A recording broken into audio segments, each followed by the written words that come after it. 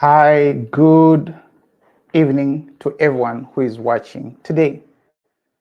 Today is Saturday, the 11th, 2025, and it is my second time I'm going live on YouTube.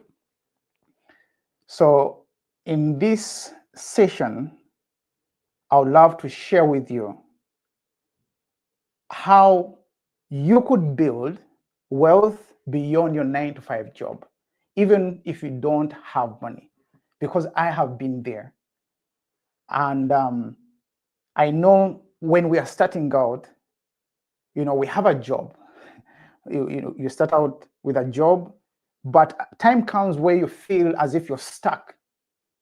And then you start questioning, is there anything beyond this job?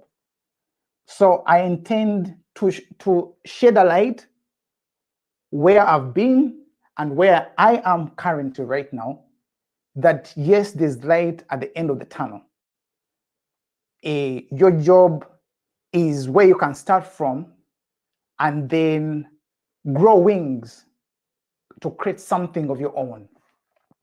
So in this video, you will learn how you could start a service business with no money, and I will share with you how that can happen, how you could scale your business step by step, what are some of the common mistakes that new entrepreneurs make and how you could avoid them, and fourth, how you could leverage social media to amplify your reach. Most of the people that watch my videos, I've seen that most of them are in their 20s, 30s, and a few in their 40s. And probably in this season, you're looking for clarity, you want to gain that confidence, and also find a roadmap how you could escape the paycheck to paycheck roller coaster, because I have been there, where you feel like the paycheck, when it comes, money just leaves home because probably you've accumulated debt during the month, and by the time your paycheck comes, it is just paying off all of that. So I have been there. So please prepare any questions that you have. I intend to go through those questions and answer them at the end of the session and even during the session. So a little about me. My name is Davis. If it is your first time coming to this live, my name is Davis, and I didn't start out. Of course, right now I own a pressure washing business. It's an exterior cleaning business. I will specialize in cleaning patios, driveways, gutters, walls, deckings, and soon we'll be starting to clean roofs where we are. But I didn't start like that. I graduated with an electrical engineering degree many years ago, and then I started out as an electrical training engineer. I was taken in different departments. So I worked in different departments: operations, safety, a transmission. Like, I worked in all departments to get a hands-on, because when you're fresh from university, you have a lot of things you've learned, but you don't have that practice. So yes, I went through all of these departments to learn, to have that hands-on. After 6 months, of course, I was promoted. I got a new position as project engineer, and later on, I climbed in ranks and became a project manager. 6 years ago, I was working on this project. It is a power plant, installing a power plant where I was, and our intention was that its output, or how much electricity it will produce, it will be 190 megawatts. I had many people, of course, that were under my authority who had different skill sets. One of those days, after I dropped off our children to school, I headed out to go to work. When I reached work, after putting down my bag, open my laptop, see what we need to do for that day. Of course, as a project manager, you have a schedule, you have a budget to deal with, and you need now to delegate what needs to be done in the day. You need to give guidance to your supervisors, then the supervisors communicate to the team leaders, then they run the show. So on that specific day, I got a WhatsApp message. I didn't have this number in my contacts. So it was weird how I got a WhatsApp from someone I don't know. So when I opened the WhatsApp message, this person, it was threatening in the message, saying that they wanted to work, and if I did not provide work, this could be the consequences. In that community where we were installing this power plant, it was known. They are violent. They have gangs. So gangs fight against one another, and we knew even the people that we employed. Most of the people that were working on the project, the majority, well, not the majority, but many of them were coming from that community, and we knew that the people that were coming from that community, most of them had pistols around their waist. So we knew how it was.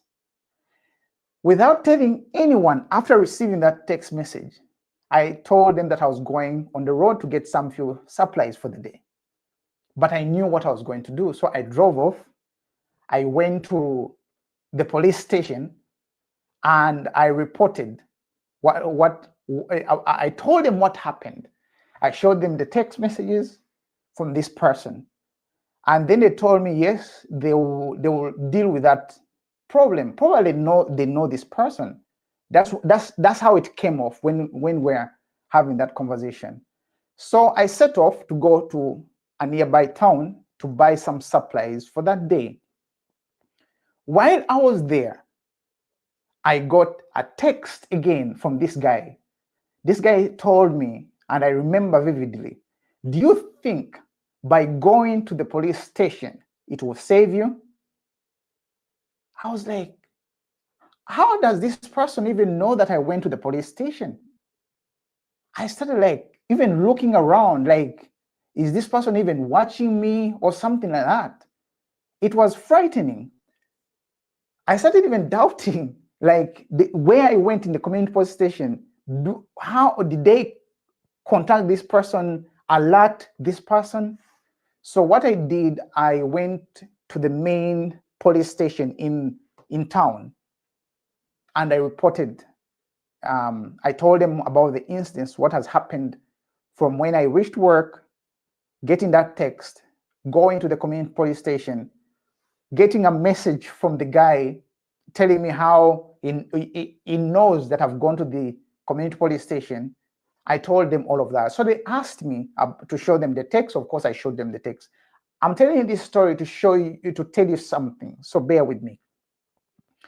So after talking to these police officers from this main police station, they asked me if I had an idea of that person, who the person was. I said, no, I don't know. But it so happens that when I received that message that morning, I took a screenshot of the guy's profile picture. So between the time that I went to the community police station to that time I chose to go now to the main police station in town, the guy changed his profile picture just like that. But I had his picture already taken.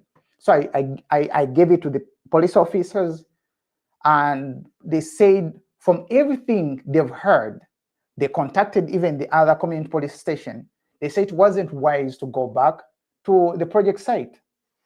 They asked me, do you have any belonging at the site? I said, yes. I had my bag there that I had left, my laptop. They said, no, we need to go with you. We will go with you because it doesn't seem safe. So one of the police officers with a gun is sat in my car. Then I have another patrol vehicle that was following. So off we went to site. Now I have these people that are waiting on me for the day, and they're like seeing these officers. Probably thought I'm in trouble of some sort. I called one of the supervisors on the side. I briefed him what is happening, and I called also the owner of the company. When I called the owner of the company, he didn't take it serious. He did not take it serious. And that really spoke volumes to me. And yet we were earning, monthly, we were earning hundreds of thousands of dollars on that project. I said, wow. To cut the story short, I decided to leave the company. And then during that time, I had a friend of mine, it made me think. I had a friend of mine who was working, he's an electrical engineer, was working in another company. So we came together, we share many things in common, and we said, you know what, we could start a consulting electrical company, which we did. But during that time, and we're talking about in 2020, around that time, we're hearing here and there, there's a virus that is coming from, that is starting to spread. We thought maybe it's just a flu virus that is going around. But of course, for us, we were gaining momentum with our new consulting business. We are bidding on jobs, and one of these particular jobs, we're seeing that we were gaining traction. And during that time, as months passed by, I'm talking about in 2020, months passing by, time came that the World Health Organization declared that virus a pandemic. We had never heard of that. So the prospect of getting one of the tenders, they had to stop everything, because like people were the owners of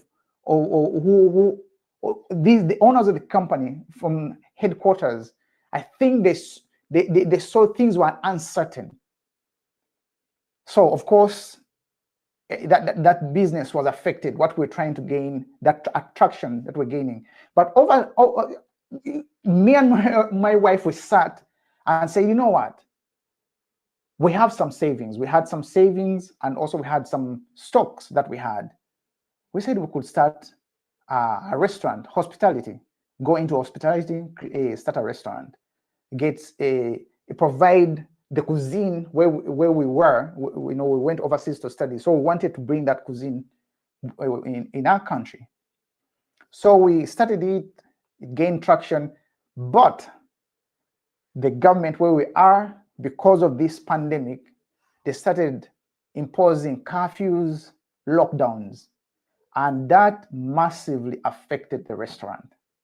The foot traffic that we used to have went down. There were fewer people coming to the restaurant. So we tried to pivot by relying on deliveries. But of course, we didn't do it ourselves. We had to rely on other people that were already in that business of delivering food. We did that, but the effects of this pandemic were felt. Time came that we had to make a decision to close the restaurant. All of this I'm telling you because it will add to what I want to share. Remember, I worked as an employee. I went through difficult challenges. Even when they're paying you well, still there are things that you see and start questioning if there's something more to life than just that job. All that experience that I gained, we chose to start an exterior cleaning business. And there's a lot that business has given us. I spend more time with the children. I used to come back sometimes late, find the children sleeping. But now I have that freedom where I spend time. The children were growing very fast. Our children are small. And those few years, we needed to spend more time, but I wasn't. Not until we started this business, it gave me now that flexibility. And also, I wish to inspire others to be able to start something that they can create that freedom of choice, like when to spend time with your family, have weekends off. You can have weekends off, spend time with your family, when to go for vacation whenever you want without asking anyone for permission. but it starts somewhere. So before I dive into this topic of how to build wealth beyond your 9 to 5, there are a few things you need to put in place before you take the step of faith to start something. One of it is first taking care of your main needs. We all have needs, especially food. You need to make sure that you have food. That's one of the needs you need to meet. Clothing and shelter. If it is rent, of course, you need from your job, you need to take care of those rent bills. And if you're living with your parents, that's a good thing. You can only be worried about maybe food and clothing. The other thing that you need to take care of before you take a step of faith, a leap of faith to start a business, is creating a buffer, that is an emergency fund. Say you need to know how much you spend a month. So whatever you spend that month, rent, food, bills, if you add up all of that, multiply it by 3 or 6. 3 is 3 months or 6 months. Once you have that buffer in a bank saved somewhere, it gives you that flexibility to take a leap of faith. You don't want to take a leap of faith, right? And anything can happen. And if you don't have that buffer, you don't have that saving, it can throw you off.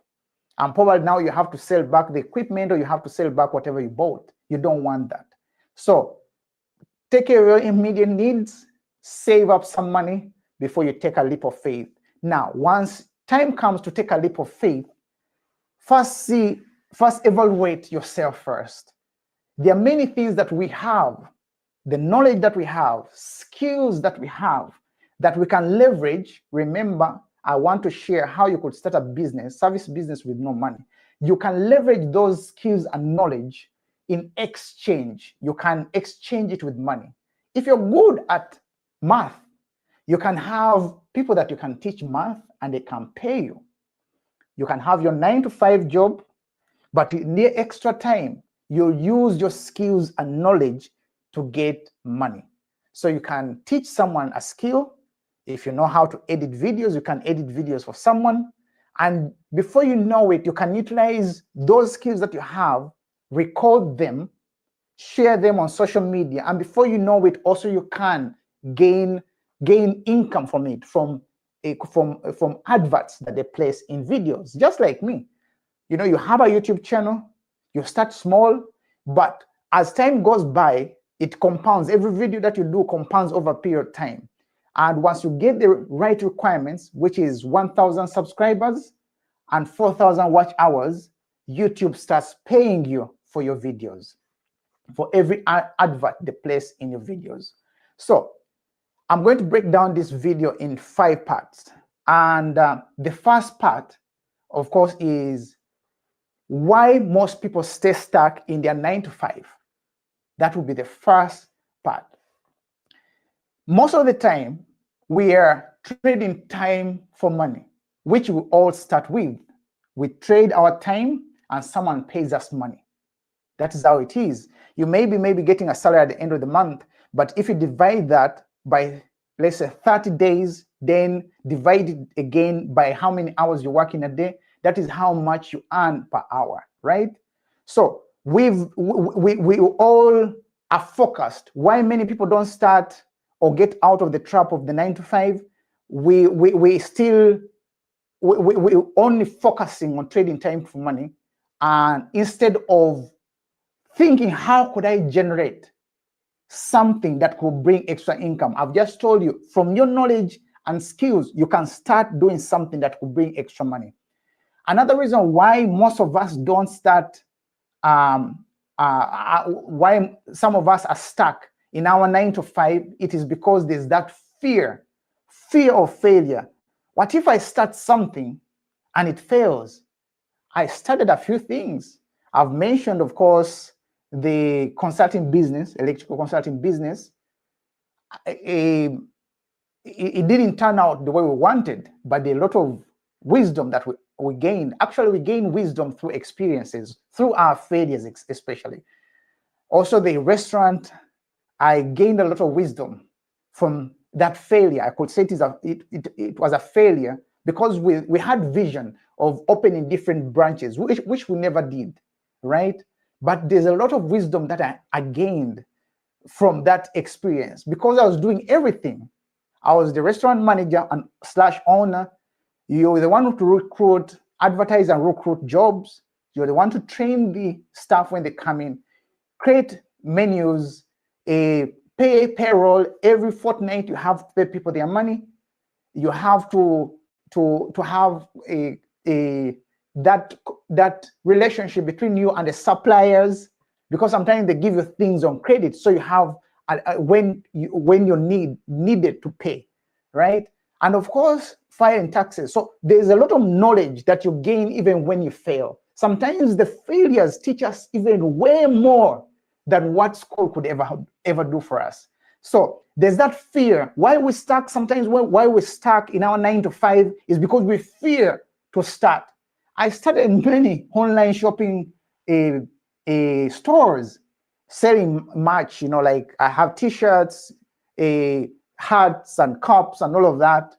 Of course, some of it still pays me, but it never gained a lot of traction. But it teaches you discipline. It teaches you being consistent. It teaches you to show up. So most times why we're stuck in the 9 to 5 is because we're fearing to fail. But failure is good. It's like a stepping stone to something that is bigger. And of course, not knowing enough keeps us from not starting. My intention with this YouTube channel is to inspire other people to start. You need to start. It is very important. And also the myth of thinking that me to start, I need a lot of money. That is one thing that has held a lot of people from ever starting, because you think you need a lot of capital to start a business. You do not. That is a myth, and actually it is a big lie that we bought into, that you need capital, a lot of capital to start something. But that is not true. Another one is that yeah, we don't need a lot of money to start. And I'll tell you how you could. Of course, I've just mentioned a few ways you could get money from your skills and knowledge. But the truth is, we do not need to have a perfect, most times they tell you, to have this business plan. And like, you don't need a perfect business plan. What you really need is to start. There's a scripture that I want to share with you. It is in Zechariah chapter 4, verse 1. It says, "Do not despise small beginnings. Do not despise small beginnings, for the Lord rejoices to see the work start." God rejoices in you starting something.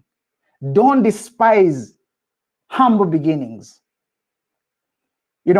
Most times we think, like, if I start something small like this, how am I going to be perceived? But we need to start somewhere. Every journey starts somewhere. You may see people, excelling, successful, but they started somewhere. And if they sat with you and they told you their story, you can see that they went through struggles in the beginning, just those humble beginnings. The second thing or part that I want to share with you in this video is how to start a service business with no money.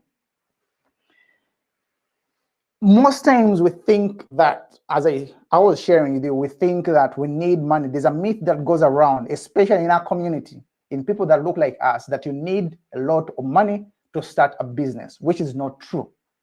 It is not true. You don't need a lot of money to start a business. And that is the truth.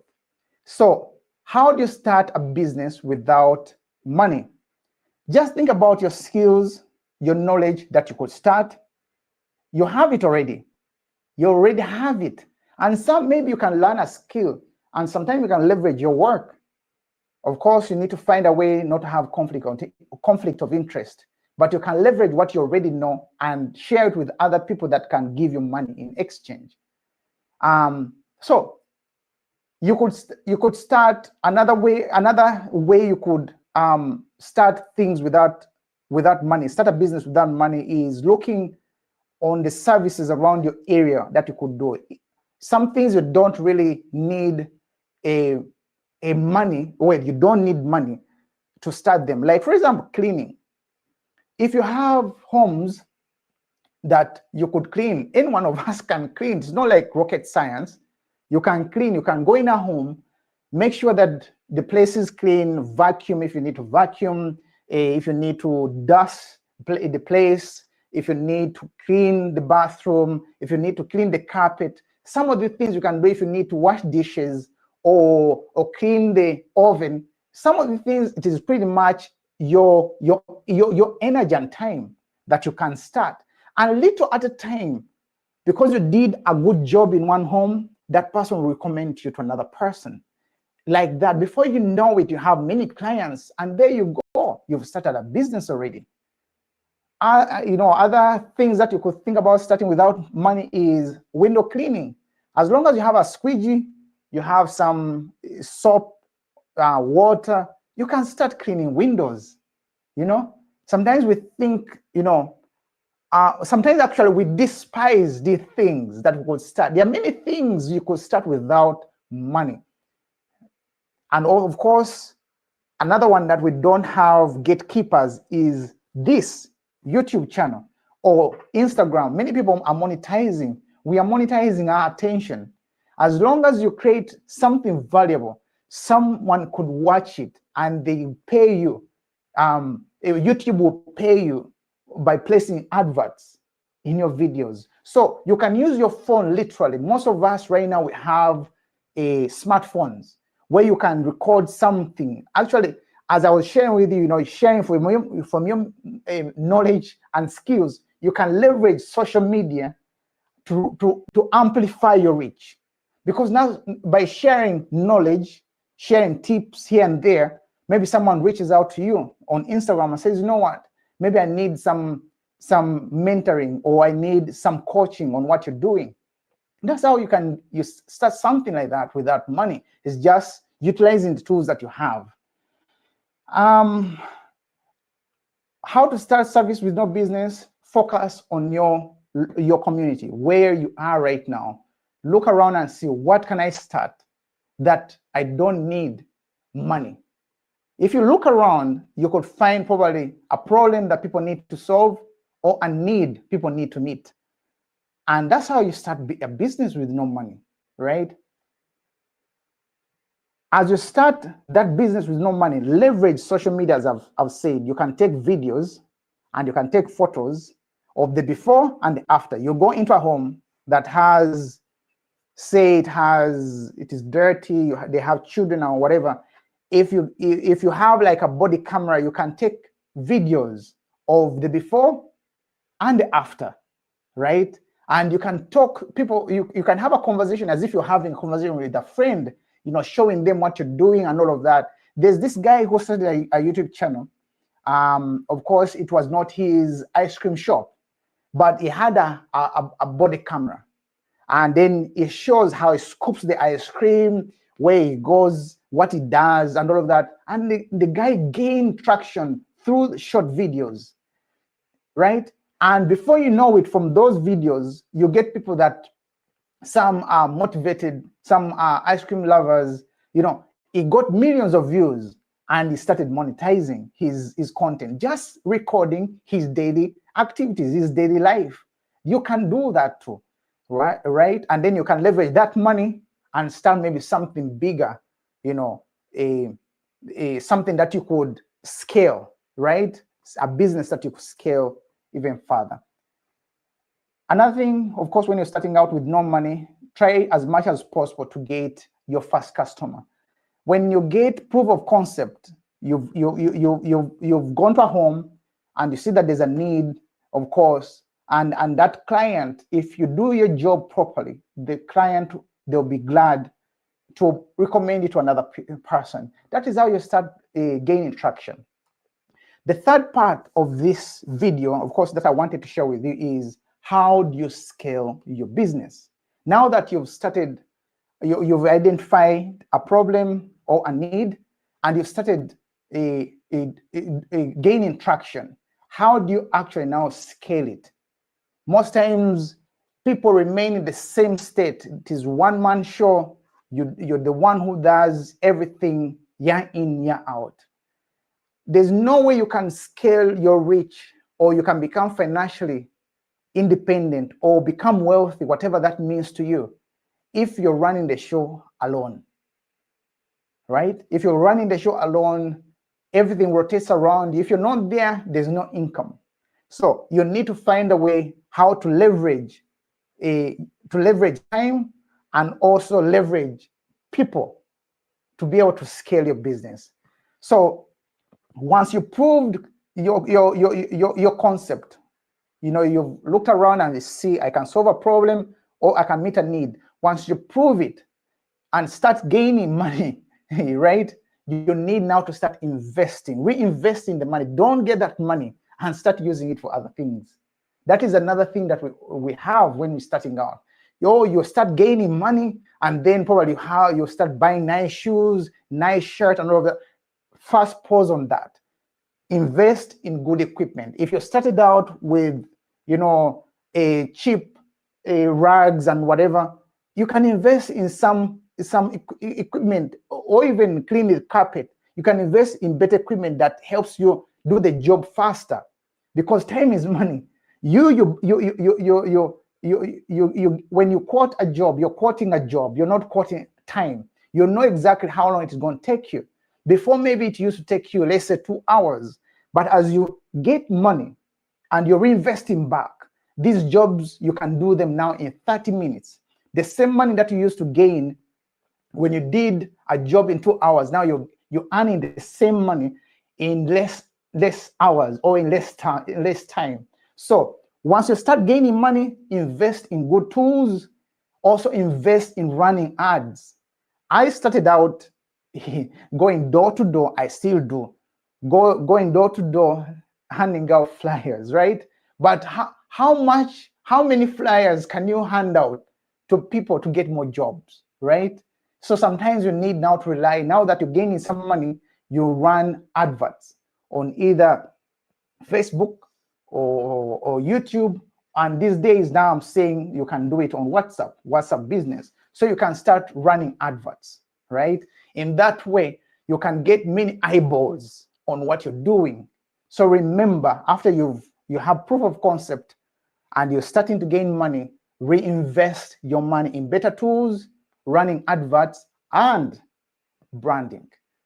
People need to know who you are, even when you're just passing by. If you get income that is needed, get a logo. If you can wrap the van or wrap the truck or whatever you're using to transport yourself, brand it, put a wrap on it, that anytime you're passing, that is a moving billboard. People will know what you're all about. And when they go on your social media, they can find the same van they saw somewhere. They can see it on your social media, so they can relate to you. And another thing that you need to do when you're scaling a business is to create repeatable systems. It can be your system to book, doing bookings, pricing, and of course, follow-up. Most of the time, most businesses struggle and some fail because they never establish systems. Even when you start bringing people on board, they don't know how to book a job, they don't know how to price a job, and they don't even know how to follow up when you have that first contact with a customer. You need to start writing down the things. Even the time, for example, when you start a job yourself, you know how long it takes you to do that job. By knowing that how long it takes, now you can know how much could I myself be paid for that period if it is an hour. By knowing how much it costs you per hour, you are able to evaluate your future employees, their efficiency, if they're taking longer, if you're paying them per hour, or you're paying them per job. If you're paying them per hour, you need to know exactly how long it takes, because you're going to be paying them per hour. And sometimes they may try to stretch it. So by you knowing that period, like how long it takes to do a job, you may know the efficiency of that employee. If they're taking longer, then they may need to be cautioned or trained. So you need to create systems. It is wise, though, to pay your employees as you go along, to pay them per job, depending whatever you do. You pay them per job, because once you pay them per job, it incentivizes them to do the job faster, because the sooner they finish, the better. So they get a percentage of the job, right? So you give them a percentage of the job, that encourages them to go there, finish the job, they are going to their homes, right? Yeah, so that is another way to scale business. Create repeatable systems. If you have your business, you have to do bookings, create a system for booking, create a system for pricing, create a system for follow-up. Because you don't want, when you have the first contact with the customer, maybe the customer tells you to go back after a certain X time. If you don't go back and follow up, that customer is going to call another company to solve their problem. So that is a missed customer there. Another one is, you need how to scale your business. You need to offer referrals. Come up with a way whereby if a customer recommends you to another person, you give them a discount. That is an incentive for them, for them recommending your service to other people, because they know there's some kind of kickback, right? Even your employees, if you have a way where you tell them, if you get customers to inside our doors, I give you a percentage, or I give you a bonus. That helps to continue gaining traction, gaining more customers for your business. Of course, using social media to show your work, and in that way you can attract new clients. When I go to a job, I'm always going with a camera. I always go with a camera. I take videos first. I take pictures of the job before I start carrying out the job.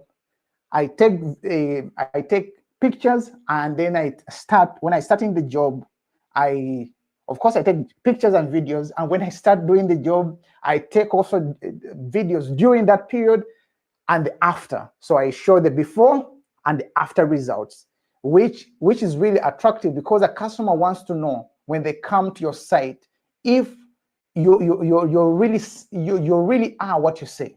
So if you show them what you've been doing, your results, that speaks volume.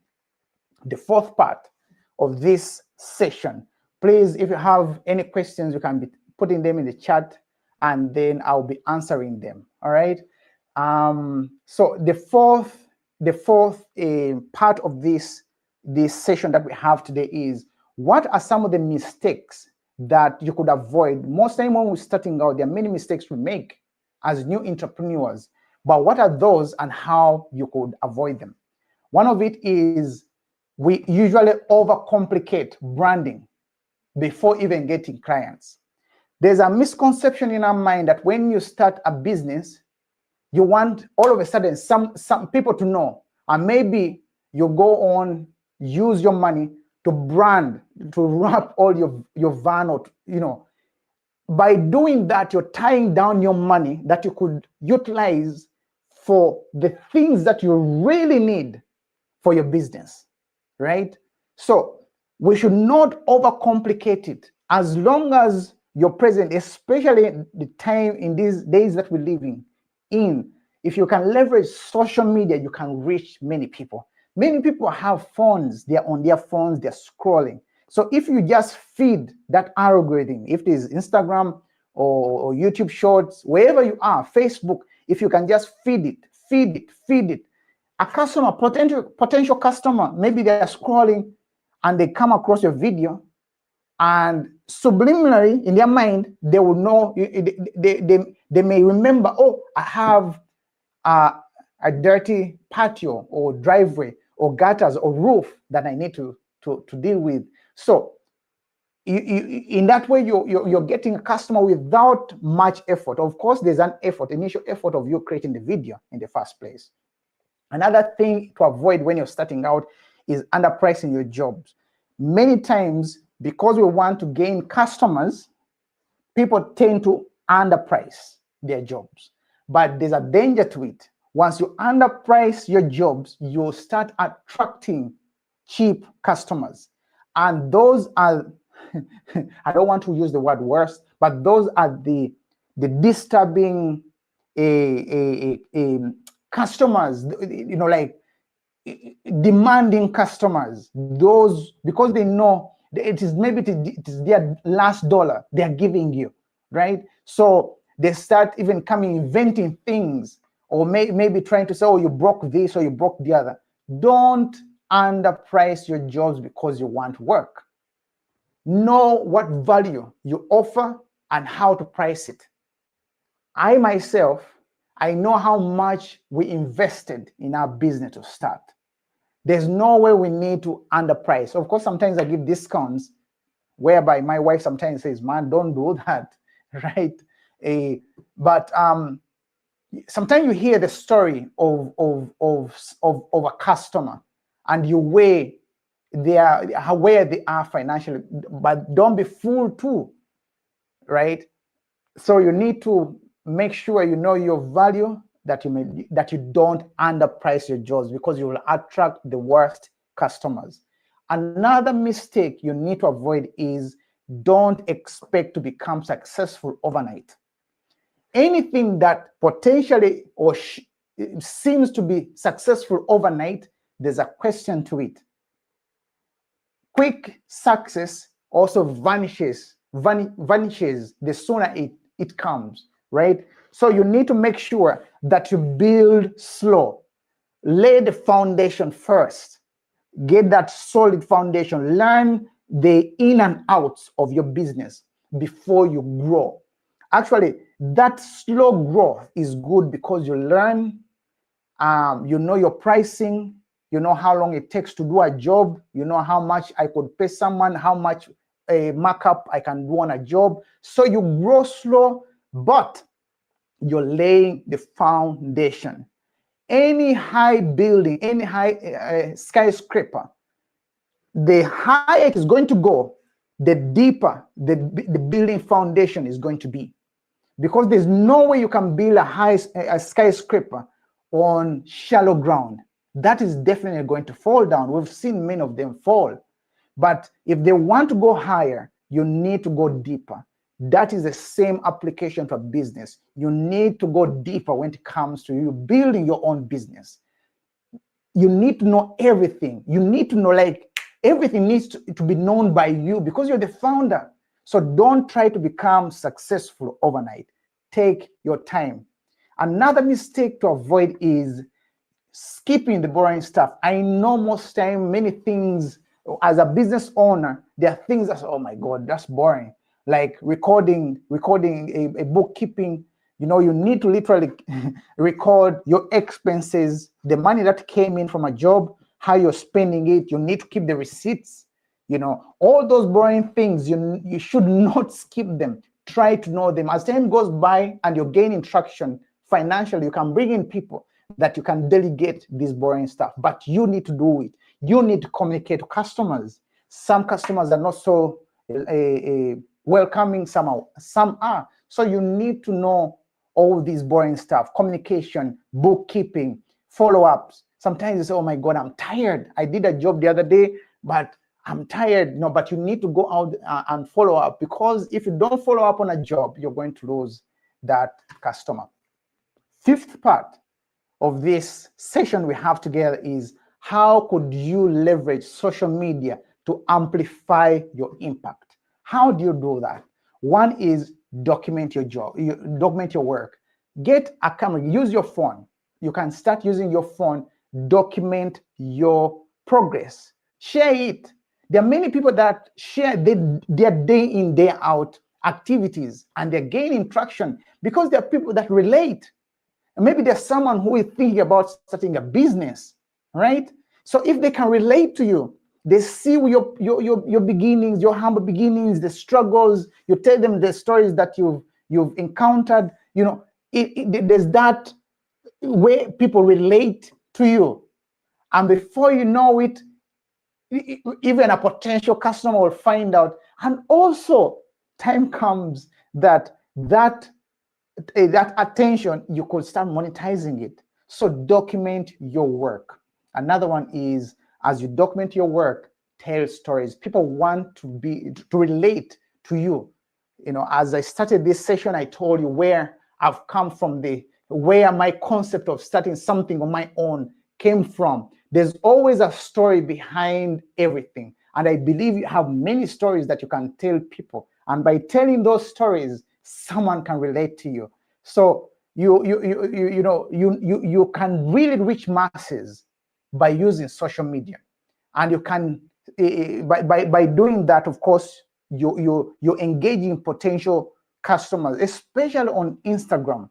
Instagram is one of the, those short videos can bring in more clients. So just document your progress, your humble beginnings, and also be authentic when you're sharing your story. Don't try to be fancy. Just take your steps, baby steps, and before you know it, you can get you would have gained traction. There's the concept, compound interest, that we use in finance. But if you remove the interest, compounding is small steps that are done over a period of time that add up to this massive impact.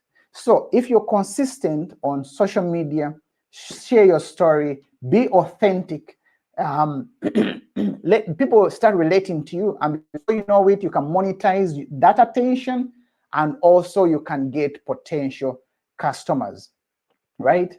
So at this moment, I would love if anyone has any question, you could send it in the chat. That would be so good. So there's Con B Whitey. Hello, sir. First time joining, doing diploma in laboratory technology. How is it there? How's that diploma going? You could tell us more about it. And of course, my frequent viewer, Kimeni Nia, nice to meet you again. Nice to meet you, sir. I hope you're doing well. So if there's anyone else that is watching, you could send a message or send a question that you would want us to discuss. I don't want this live to go too long, so if anyone has any question, please, you can write it down in the chat, and then I could gladly answer that question.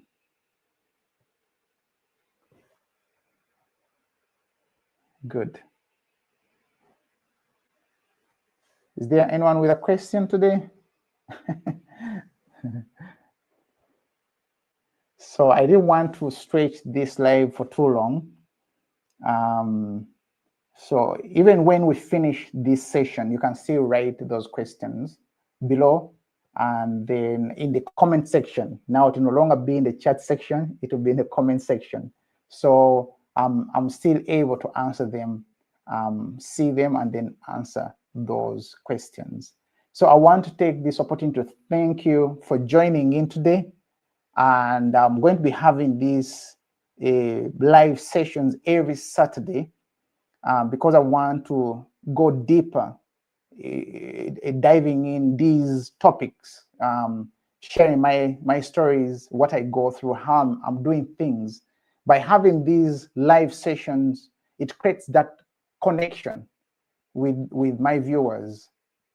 It's not the same as creating a video, then we interact in the comment section. But having these live sessions, we can talk, we can communicate in real time. So I appreciate everyone who has joined in today, and until next time, see you next Saturday. God bless you.